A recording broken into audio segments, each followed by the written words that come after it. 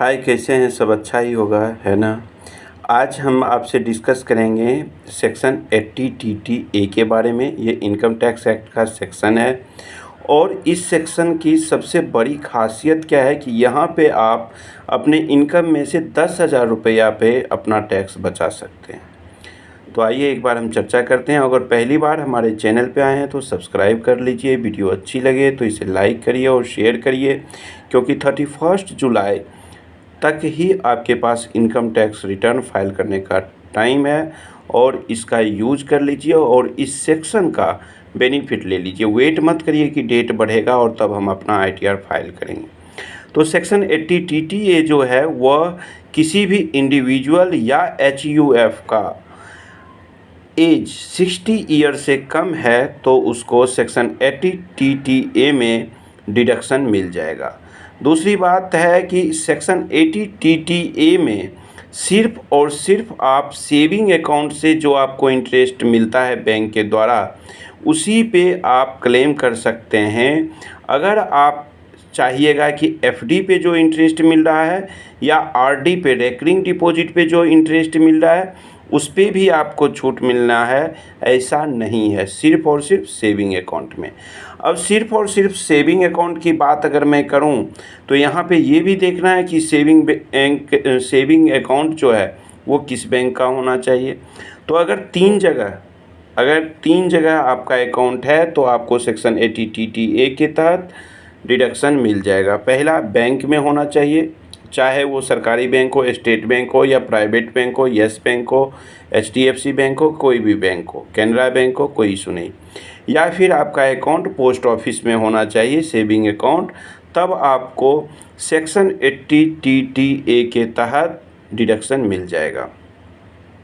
Next आपको याद रखना यह है कि इस सेक्शन के तहत, सेक्शन 80 TTA के तहत, जो मैं पहली लाइन आपको बोला कि आपका एज 60 ईयर से कम होना चाहिए, यानी कि सीनियर सिटीजन इस सेक्शन के तहत क्लेम नहीं कर सकते हैं डिडक्शन, उनके लिए अलग सेक्शन है। दूसरी बात, इस सेक्शन का जो मैक्सिमम लिमिट है वो 10,000 रुपीज़ तक है। 10,000 रुपीज़ तक आप क्लेम कर सकते हैं सेक्शन 80 TTA में। अब यहाँ पे एक एग्जांपल लेके मैं आपको समझा देता हूँ कि सपोज करिए कि आपको एक साल में, पूरे फाइनेंशियल ईयर में, बैंक ने 16,000 रुपये, 16,000 रुपीज़ एज अ इंटरेस्ट दिया। किस अकाउंट में? सेविंग अकाउंट में। पहली बात ध्यान रखना है, ना कि वो FD का हो और ना ही वो RD का हो। तो अगर आपको 16,000 रुपया FD में मिला है या RD में मिला है, चाहे वो 16,000 रुपया हो या 16 रुपया हो या 16 पैसा हो, आपको डिडक्शन मिलना नहीं है।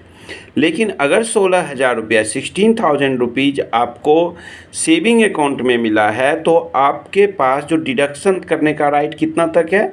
10,000 तक का। 10,000 रुपीज़ पे आपको इनकम टैक्स नहीं लगेगा। बाकी जो 6,000 रुपीज़ है उस पर आपको जो स्लैब रेट है उसके हिसाब से इनकम टैक्स का आपको टोटल इनकम में वो जुड़ जाएगा और उस पर आपको इनकम टैक्स देना पड़ेगा। उसके बाद एक चीज़ इसमें और है कि इनकम के 5 सोर्स होते हैं। 5वां सोर्स में जो इनकम फ्रॉम अदर सोर्स है उसके अंदर ये इनकम आना है।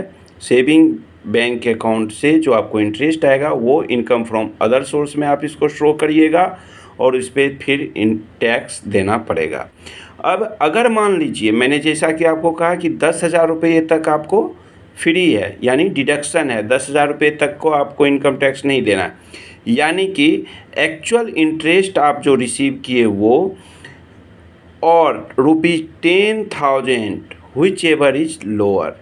अगर मान लीजिए आपको इंटरेस्ट मिला 8,000 रुपये का तो आपको 8,000 रुपये का डिडक्शन दे दिया जाएगा।